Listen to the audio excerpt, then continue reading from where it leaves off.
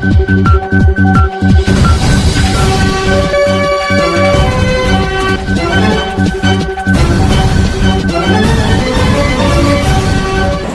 आप देख रहे हैं दैनिक न्यूज उत्तराखंड 24/7। आइए शुरुआत करते हैं आज की ताजा खबरों की। वह शक्ति मिलती है, वह भक्ति मिलती है, वह ऊर्जा मिलती है, हमारे जीवन का क्लेश और द्वंद्व समाप्त होता है। तो गीता के माध्यम से हम अपने जीवन को आगे कैसे बढ़ाएं, कर्म की शक्ति गीता से कैसे प्राप्त करें, धर्म की शक्ति गीता से कैसे प्राप्त करें, हमें इस पर चिंतन करना होगा और उस पर आगे बढ़ना होगा। आज का युवा उदासी में जी रहा है, आज का युवा नींद की गोलियां खा रहा है, आज का युवा और युवतियां विवाह के बाद आपस के संबंध खराब कर लेते हैं। प्रत्येक परिवार में आज विवाद है, विषाद है, लड़ाई है, झगड़ा है, द्वंद्व है, परेशानी है। उन सब का निवारण भारतीय संस्कृति में है, भारतीय वेदों में है, भारतीय पुराणों में है, गीता में है, गायत्री माता में है, श्री रामचरितमानस में है, हमारी मंत्र शक्ति में है।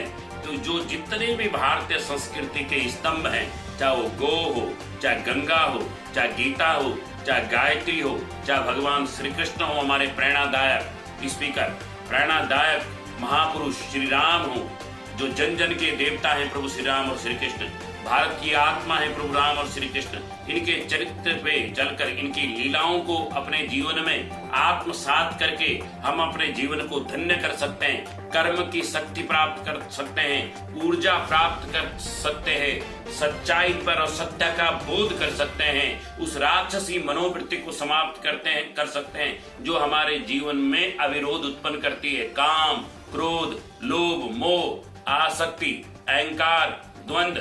भगवान कृष्ण और भगवान श्री राम ने अपने गुरु का सम्मान किया, माता पिता का सम्मान किया, पेड़ पौधों से प्यार किया, प्रकृति से प्यार किया, यज्ञ रोज करते थे, मंत्र जाप करते थे, दान करते थे, धर्म करते थे। तो भारतीय संस्कृति जीवन जीना सिखाती है।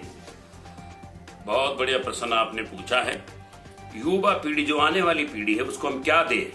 तो उसको हम देंगे राम की संस्कृति, श्री कृष्ण की संस्कृति। तो हमें स्वयं उसको अपनाना पड़ेगा। जो प्रभु श्री राम ने त्याग किया, तपस्या की और सर्व जन हिताय सर्व जन सुखाय। भगवान श्री राम जंगल में जाते हैं, दलितों को, आदिवासियों को, बानरों को, सबको मुंह लगाते हैं, सबका कल्याण करते हैं। वो अहिल्या को उतारते हैं तो सुग्रीव और बानर राज सुग्रीव को मुंह लगाते, गले लगाते हैं, हनुमान जी को गले लगाते हैं और सबरी के जूठे बेर खाते हैं। तो प्रभु श्री राम की वह संस्कृति, वह चेतना हमें जीवन में उतारनी है। माता पिता के सम्मान के लिए प्रभु श्री राम दशरथ जी के वचन को निभाने के लिए, पिता के वचन को निभाने के लिए जंगल में चले जाते हैं, राजपाट का त्याग कर देते हैं। वही प्रभु श्री कृष्ण जरासंध से लेकर सभी राक्षस कंस का वध करते हैं और भारतीय संस्कृति और प्रकृति से भी प्यार करना सिखाते हैं। वो कहते हैं पेड़ पौधे जीव जंतु से ही हमारा संरक्षण हो रहा है, इसलिए इनकी सहायता हमें करनी है। तो पेड़ों के पुष्पों की भी सहायता करते हैं प्रभु श्री राम, जंगलों की महत्ता बताते हैं प्रभु श्री राम, जन जन की बात बताते हैं। तो भारतीय संस्कृति, भारतीय सभ्यता में जहाँ ब्राह्मण का महत्व, कौवे का भी महत्व है, वहाँ कुत्ते का, चांडाल का भी बराबर महत्व बताया गया। इसलिए भारतीय संस्कृति के अनुसार जो चलेगा, हमारी संस्कृति सर्वे भवन्तु सुखिनः, सर्वे सन्तु निरामया, सर्वे भद्राणि पश्यन्तु, मां कश्चित् दुःख भाग् भवेत्। यानी एक चींटी और एक पतंग में भी प्रभु का वास है। आत्मा सु परमात्मा, प्रत्येक जीवात्मा में प्रभु का वास है। तो प्रत्येक जीवात्मा से प्यार करो, जीव जंतुओं से प्यार करो, पेड़ पौधों से